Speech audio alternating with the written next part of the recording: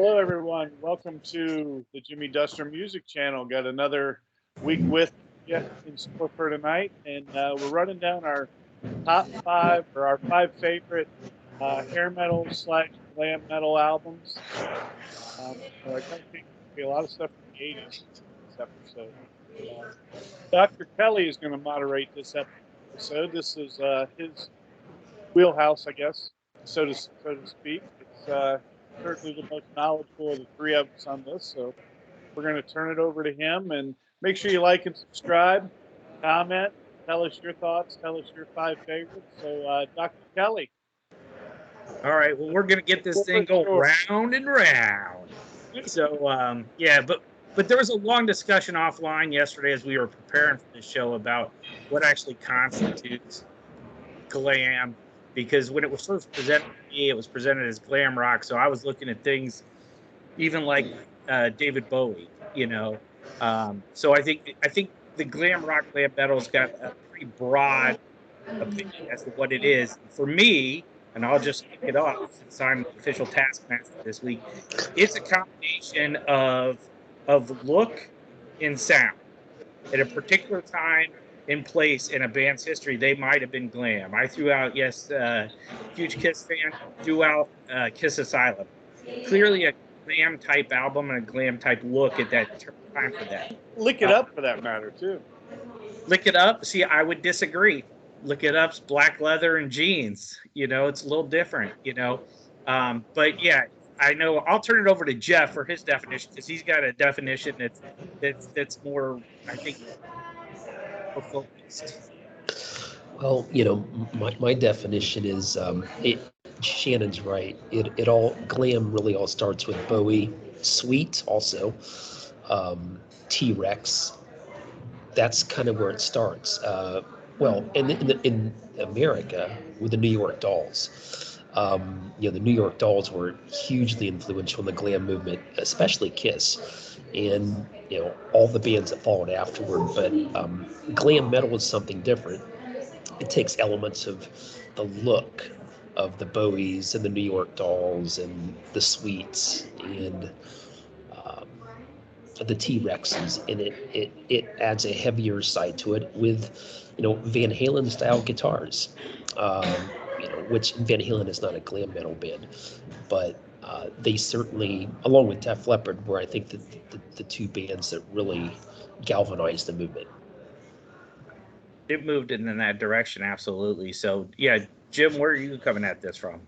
Well, I'm looking at it not too indifferent from the two of you. I probably have a little more broad view of it. I look at the hair metal, glam metal. Yes, starting with Bowie and T-Rex, and some of those bands that you mentioned, Jeff. But still moving through the grittiness of American power pop or pop metal. Some of the stuff that Chief Trick was doing at the time, Billy Squire, even, before Billy Squire, like guys like Donnie Iris, and were a little more focused. I kind of look at the highlight years of the hair metal scene being about probably 83 to 90, 84 to 90. There's even some arguments. I've got one on my list from 82. So I think it's just a period of time where a certain sound and a certain look kind of met. And I think bands could, do a whole career. I think a perfect example, Van Halen. I almost consider 1984 a hair band now. And even that one could be Hagar stuff.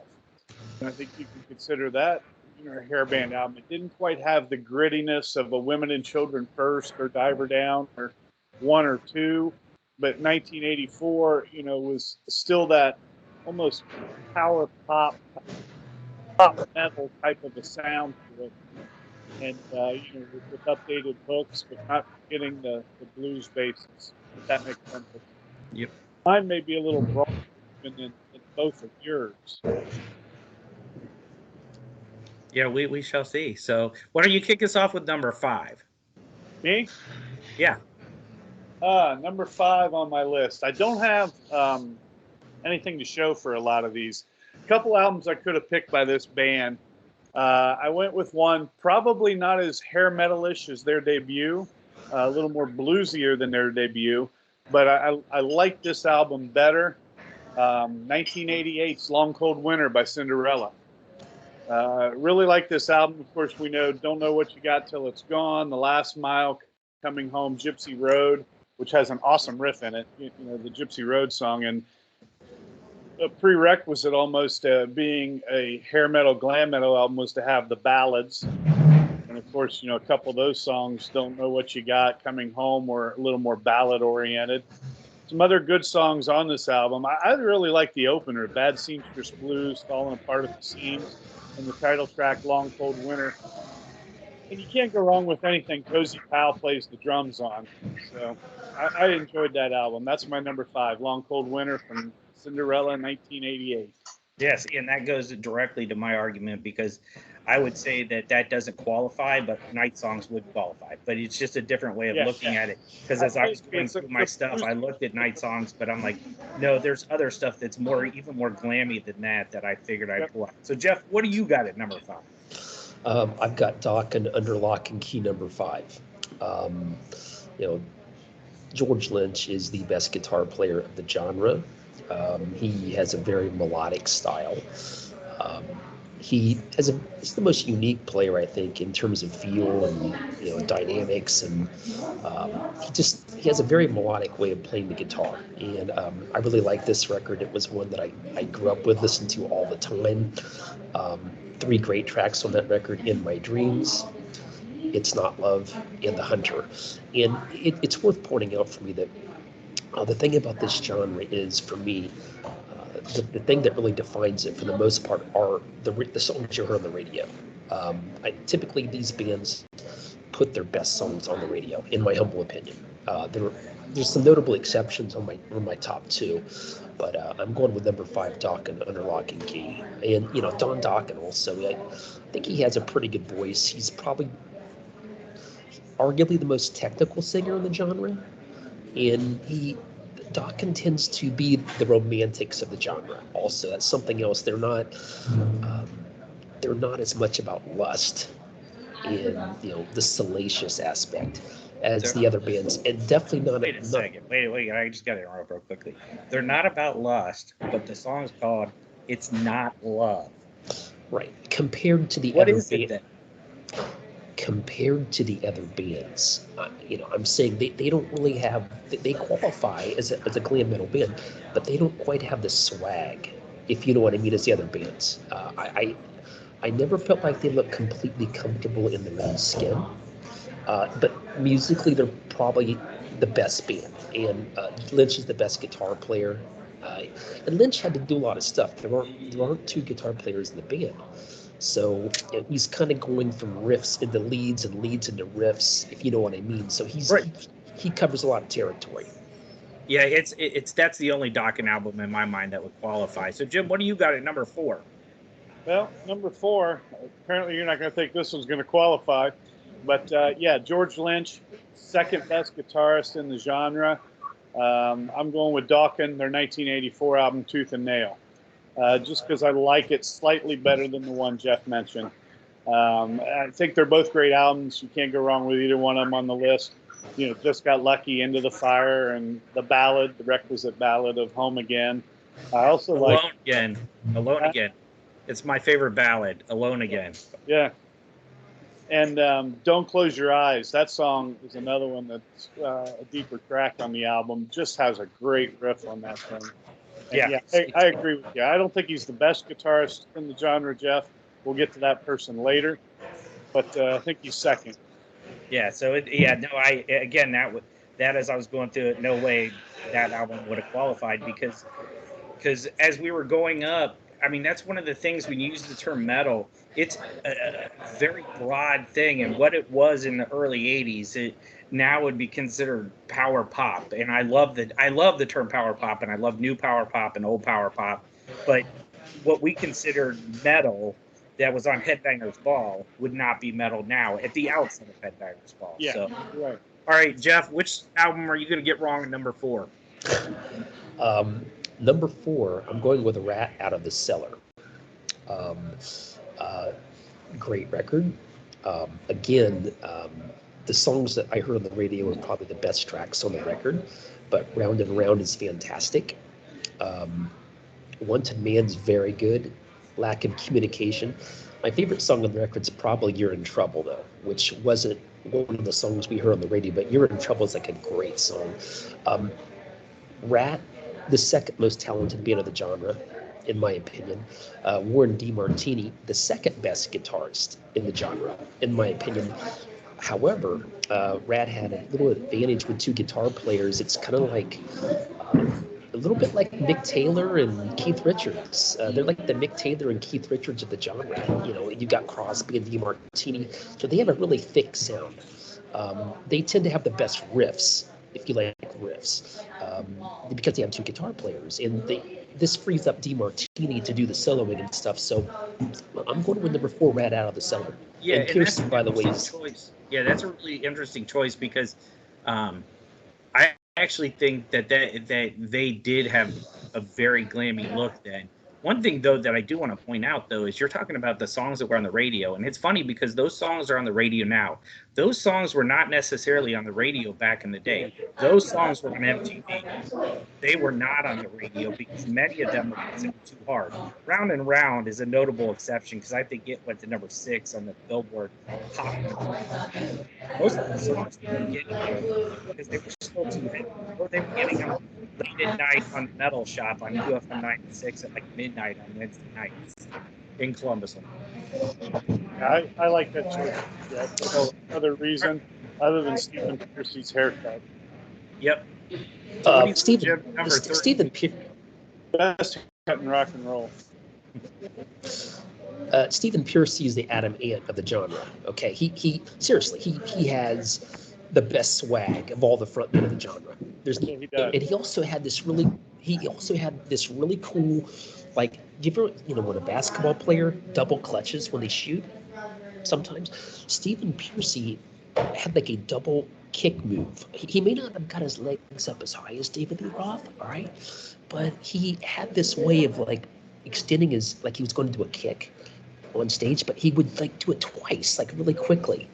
Really cool, actually. And I would say that Stephen Piercy had a very big influence on Pauly Shore. I'm convinced that he had Pauly Shore's whole demeanor. You ever see Son-in-Law?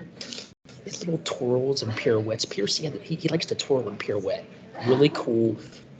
Definitely the best frontman of the genre. Maybe the best voice. I think Dokken has that. But in terms of swag, frontman, and a good voice, a nice raspy voice, Piercy's the best frontman. All right, so Jim, what do you got at number 3? All right, number 3, another one you can argue that this is or isn't hair metal, glam metal. And by the way, now that we're into the top 3, I never really considered myself much of a hair metal or glam metal fan. But all 3 of these last 3 albums here in my top 3. All 3 of these have number 3. Hey, Jim, hang on a second. Jeff, if you can mute when you're not talking because the background noise is cutting Jim out. If you just hit the mic, sure. Mute if you hit the microphone, mute when you're not talking. There you go. Good job. So you can hear and then just unmute when it's time to talk. Go ahead, Jim, because it was hard to hear you. All right. Number 3, my number 3 pick from 1986. Mechanical Resonance by Tesla. Very, and my love for the blues, a very, very bluesy album. But this thing knows when to rock.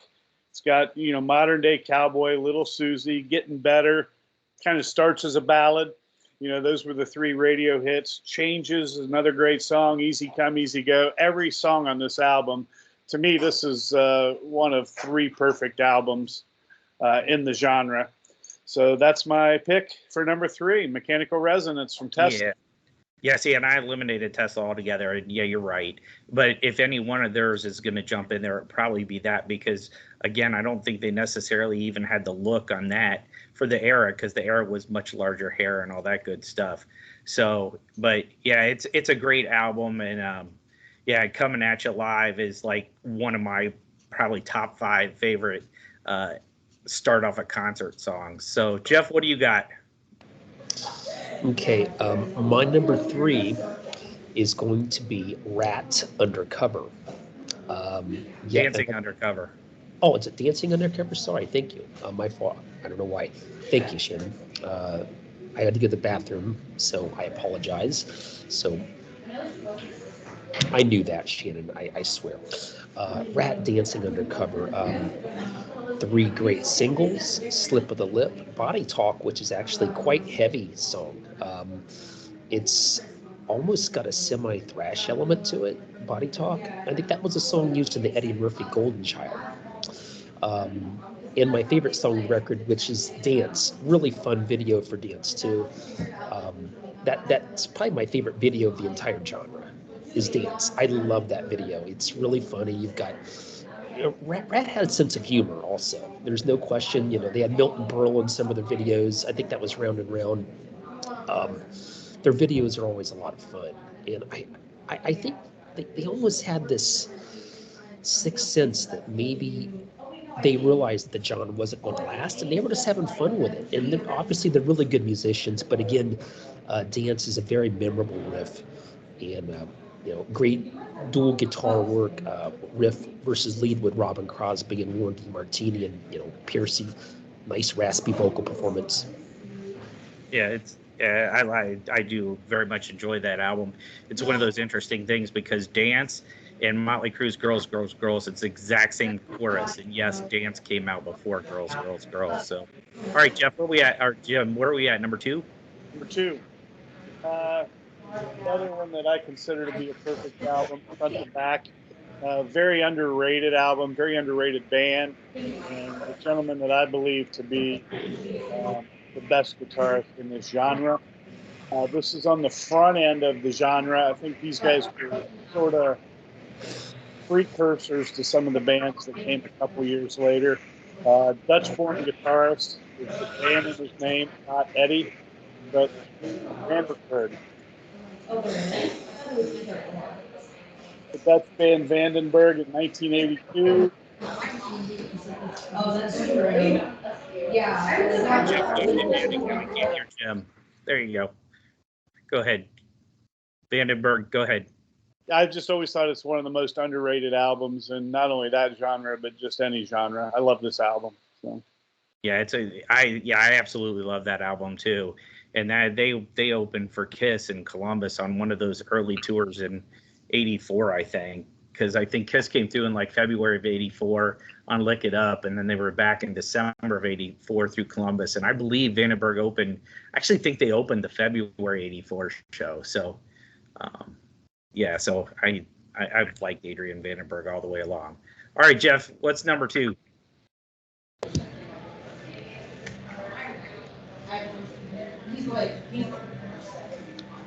Dokken, Tooth and Nail. Obviously, Shannon knows this. We could go back to yearbooks and things like that, quotes from school newspapers, and he knows I like these two bands a lot. I mean, for me, Ratt and Dokken are the cream of the crop of this genre, above all others, before and after.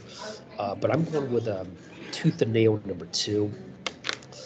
Probably has the best guitar piece in the entire genre, and that is Without Warning, which leads into Tooth and Nail, which is not one of the well-known tracks on the record, but Tooth and Nail is a great track. It finds Don Dokken really getting really high on this song.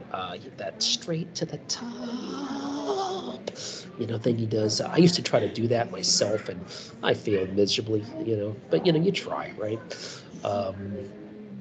The singles on the song are great. Just Got Lucky, one of the best songs of the entire genre. Lynch is playing on top of a volcano that's about to erupt in the video. That's true, actually. And there's a nice melodic sensibility to that song that I really like. And again, Don Dokken shows himself to be the romantic of the genre. There's more than a hint of journey in Dokken's music. The sentiment, sentimentality of the music, and they have that in their music for sure. Into the Fire is a great track, a little more rocking, and I would agree with Shannon. Alone Again is the best power ballad of the genre, and maybe the best power ballad of the '80s, behind only Bringing Home the Heartbreak by Def Leppard. So my number 2 is going to be Dokken. Yeah, the only reason I have Dokken in front of everything else is that guitar solo in Alone Again. It's great. The bomb. All right, Jim. Here we go. All right, number 1. Another one you can argue whether they're hair metal or not. I think they were the epitome of hair metal on this album, if you ever saw the videos. Plenty of ballads mixed in with some good hard rockers, and Adrian Vandenberg plays a solo on one of the songs, so you can't go wrong there. Of course, it's 1987's self-titled Whitesnake release. You got Still of the Night, Is This Love, Here I Go Again, Give Me All Your Love. Already there's a couple ballads in there. Then you got Crying in the Rain, Children of the Night, just a perfect album again, top to bottom. Coverdale, Sykes, Murray, and Dunbar do a great job together on this album. And not to mention throw in Adrian Vandenberg on the solo on Here I Go Again, and Viv Campbell on Give Me All Your Love, the solo on that. Yeah, see, Jim, and it's, again, for me, it's a point in time. It's a sound and a look that goes together that makes it glam. And I think that's a perfect example of what I'm talking about. Yep. There was a moment in time, and Dave Coverdale was very much, I'm into the 80s then. We're doing this, even though he was a much older guy than most of the guys at the time. So yeah, I think that's a great choice. Didn't even think about it going into this. All right, Jeff, what's number 1? Well, there's nothing else that can be. It was close between 2 and 1, very close. But at the end of the day, picture this. I can still see the tanning lotion dripping off the boom boxes in the hot summer sun. I can still see the ladies parading toward the snack shack. Swimland, Whitehall, Ohio, USA.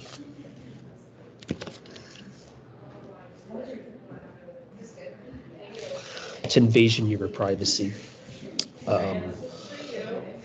This definitely takes me back to a certain place and time, and I can see pretty much everything, and I remember everything. As far as the music goes, as I said, at the end of the day, swag and lust are going to win out over romance. Okay, Dokken, they're the romantics, the genre. They write the great power ballad. They have a melodic sensibility to their music. Ratt is more swag, probably slightly heavier riffs, slightly. They have 2 guitar players, and they got that swag, kind of a Stonesy, Aerosmith kind of a swag to their, they look really good. All right, Piercy's got the leg kicks. They got the scarves. Classic kind of Mick Jagger, Keith Richards, Joe Perry, Steven Tyler kind of singing together style. If you know what I mean, they have that, right? Lay it down. Best riff of the entire genre. That is an awesome riff. I don't know if that's Robin Crosby or Warren DeMartini or both, but that's the best riff of the genre. You're in love. You take the midnight subway train. You're calling all the shots. You're struck by lightning. You're in love. Great track. And great deep cut on this record also. Dangerous but worth the risk on the second side. Based upon riffs, attitude, swag, it's going to be Ratt, Invasion of Your Privacy, number 1. That's my number 1. Piercy still plays Dangerous but worth the risk occasionally on tour. He's very good about asking fans what they want to hear, and that will pop up from time to time.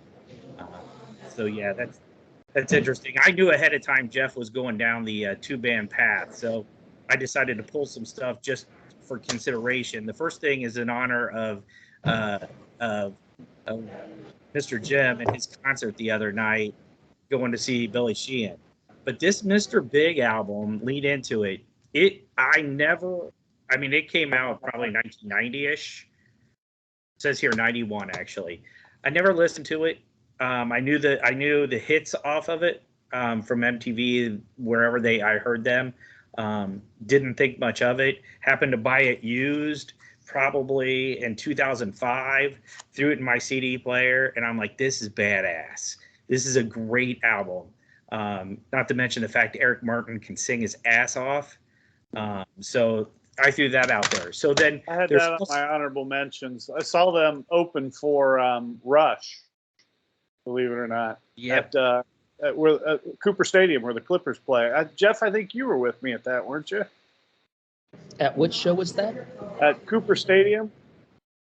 For Rush? Wasn't it Rush weren't you at that show, Rush, when Mr. Big opened for him? That was Cincinnati, Jim. You and I went to the Rush show in Cincinnati. Yeah, but I don't think Mr. Big opened for him there, did they? Mr. Big did open it up. I couldn't wait for them to get off the stage. And I saw him twice with Mr. Big opening. Did you see Rush? Sorry, Shannon. Yeah, no, it's fine. So again, definitely not a glam band by any stretch of the imagination, except for one point in time, Queensryche's Rage for Order. Their look just screamed glam on this album, and it's a great album. Very weird for Queensryche, and that's saying something. Queensryche's gone a lot of different places during their career, but again, for me, it's time and place. Kicks. This is Hotwire. This album is amazing, and of the bands from that genre in the 80s, this is one that if you can go see, they're as close to as they were in the 80s than any other band. Steve Whiteman has not lost a damn thing, and they are amazing live. So this is a really good album. Place and Time, LA Guns, Cocked and Loaded, has a Slap in the Face in it, Rip and Tear, Ballad of Jane, Showdown Ride on Sunset. I absolutely love. I Want to Be Your Man. This is just a great album, but this was super glammy. This was kind of the vampirish look for LA Guns when they were on this tour. Back into the 90s, Firehouse with All She Wrote, and a couple of the ballads are on here that they're really famous for. Had the giant hair. But this is actually a really good album. The lead singer, he kind of annoys me, but he's still got a great voice. He's another one that can still sing. Great White's Twice Shy, another great album from beginning to end. Jack Russell is in terrible shape and walks with a cane now, but he can still sing, which is great. I had a tough time going between which Black and Blue album to pull out, but I pulled out the self-titled original because of Miss Mystery and Hold On to 18. God, I loved Hold On to 18 when it came out, and I wasn't even 18 yet. Self-Representing Faster Pussycat, talked to that before. The album's The Good Drive Jeff Over a Cliff. The Great, Look What the Cat Dragged In. From start to finish, this is like 36 minutes of gold. It's super fast. It's kind of, this is sleaze at its highest, and I love it, and I will never apologize for it. This album is amazing. Mama Let Me Go to the Show that closes the thing. Cry Tough. I remember the first time I heard Cry Tough, I was in LA in 1986. This wasn't even out yet, but they were huge in LA, so they were playing that on KNAC. So those are mine from that genre. So what do you guys got for honorable mentions? I got a few here. Got the Rat Out of the Cellar, the Jeff Burton. White Lion Pride, but that was an album. Winger's Debut. One that entered, but Big Boss, Eat 'em and Smile. Yep. Got Warrant, what is it? Dirty Rotten Filthy Rich. RFSR. Yep. Badlands. The Badlands album I thought was a fantastic album. Extreme, Pornograffiti. I got the Mr. Big on here. Striper behind me here. To Hell with the Devil. Great album from that period. Great White, Twice Shy. One that Jeff will hate, Damn Yankees. Lita, the album Lita by Lita Ford, I think is a great glam rock album. Jafria, Silk and Steel. And my favorite Scorpions album, Love Drive. Argue whether or not it's glam metal, but I enjoyed the album. Yeah. What do you have? Well, what year was Love Drive, by the way? What year was 82-ish? 81, 82? That's what I was thinking, 81, 82. Because it predates Blackout, which is 82, so it probably was 81 or 80. 79. Yeah. Well, the Scorpions are an interesting case. It's kind of like Judas Priest, because Love at First Sting, that kind of qualifies as a glam record. Yeah, I think it does. I'm not either.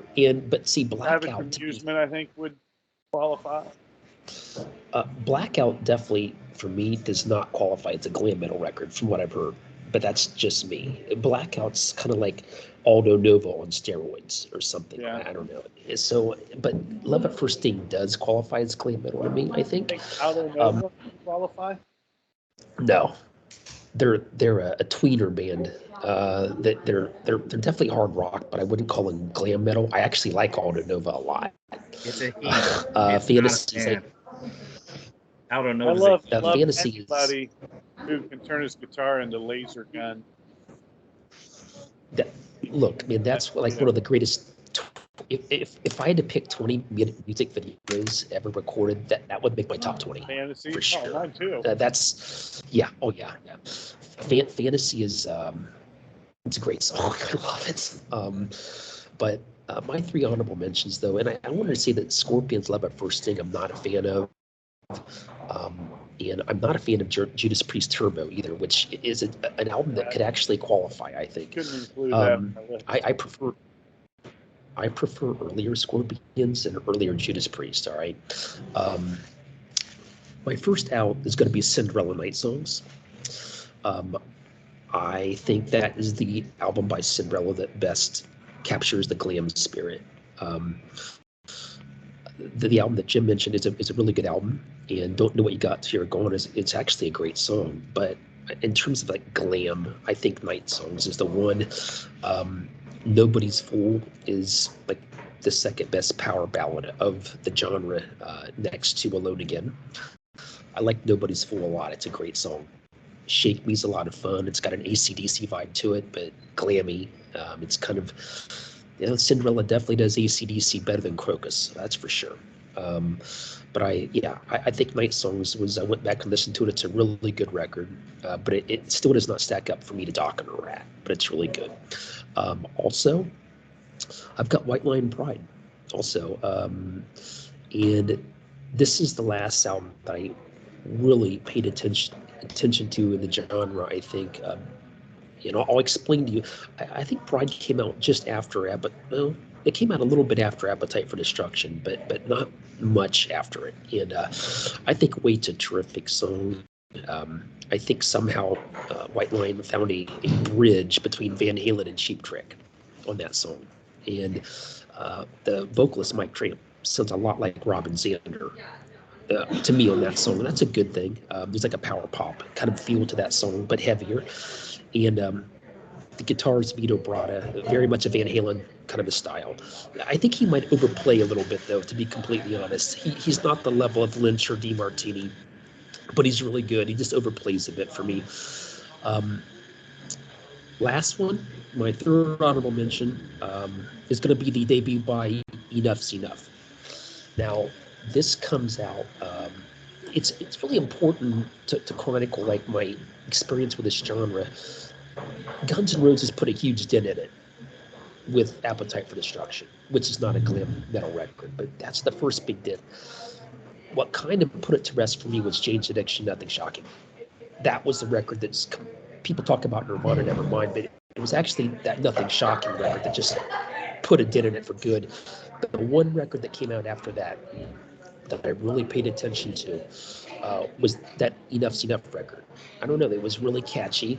They kind of look like Poison. Their look, but the music is much more power pop, kind of like Cheap Trick, but with screeching glam metal style guitar solos. I really like Fly High Michelle.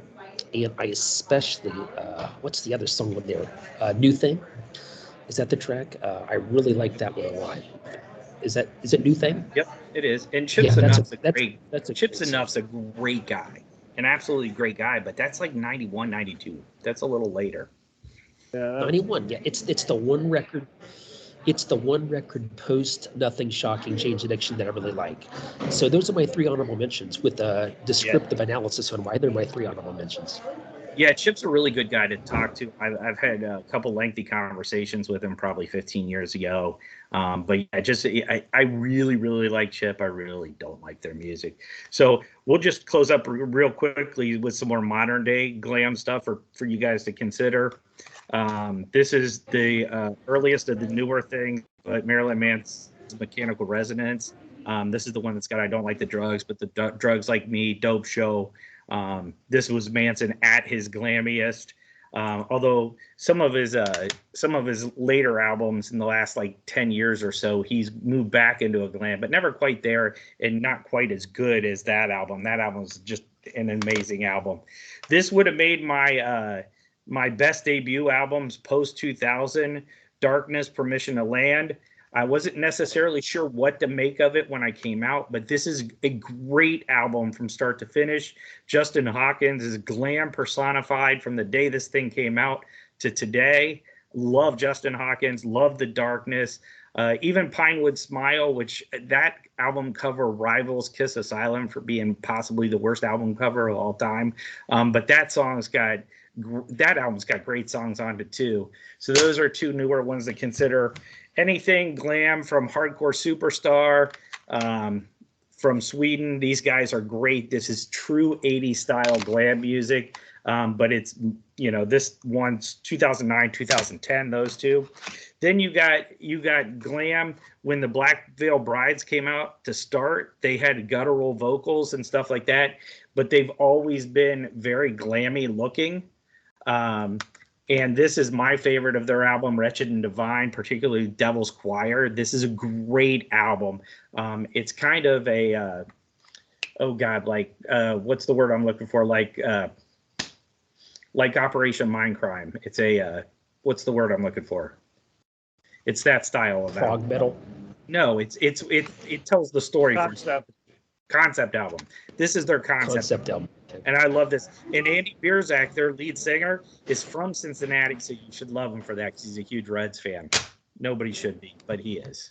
And then finally, what is probably the best glam band going today, the Struts. These guys are absolutely positively amazing. Jim, you're in Columbus.